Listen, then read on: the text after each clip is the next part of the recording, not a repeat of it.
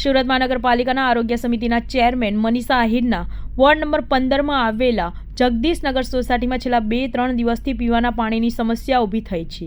Drainage લાઇનનું પાણી પીવાના પાણીની લાઇનમાં ભળી જવાને કારણે આ વિસ્તારમાં 5 થી 6 જણાને કોલેરા થવાની કારણે રહેવાસીઓ ગભરાઈ ગયા છે।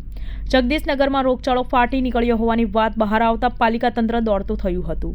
હાલમાં વરાછા ઝોનના વહીવટીતંત્ર દ્વારા પાણીના સેમ્પલ લેવાની સાથે સાથે આરોગ્ય વિભાગ દ્વારા પણ સઘન તપાસ હાથ ધરવામાં આવી છે અને એક ટીમ જગદીશનગરમાં સ્ટેન્ડ બાયમાં મૂકવામાં આવી છે।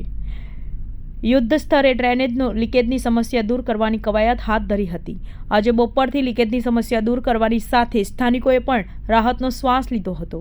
બીજી તરફ વહીવટીતંત્ર દ્વારા કોલેરાનો રોગચાળાથી સ્થિતિને ધ્યાનમાં રાખીને સમગ્ર સોસાયટીમાં છેલ્લા 2 દિવસથી ટેન્કર દ્વારા પીવાનું પાણીનું વિતરણ કરવામાં આવ્યું હતું અને સ્થાનિકોએ બોરિંગના પાણીનો ઉપયોગ ન કરવા અંગે પણ અપીલ કરવામાં આવી હતી।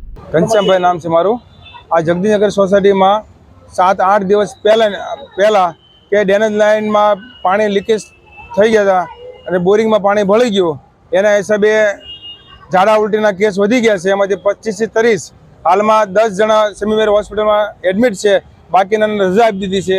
અને મેં જાતે જઈ 2-3 જણા થઈ અને ડ્રેનેજ લાઇનનું પાણી મેં નિકાલ કર્યો છે।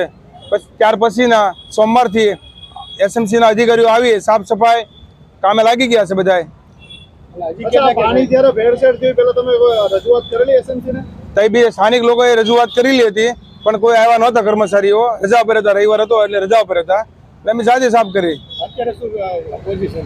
અત્યારે તો માનો કે હવે આજે 2 કેસ આવેલા છે ઝાડા ઉલટીના, એક 45 નંબરમાંથી અને એક 27 નંબરમાંથી, અહીંયા એડમિટ કરેલા છે એસએમસીમાં।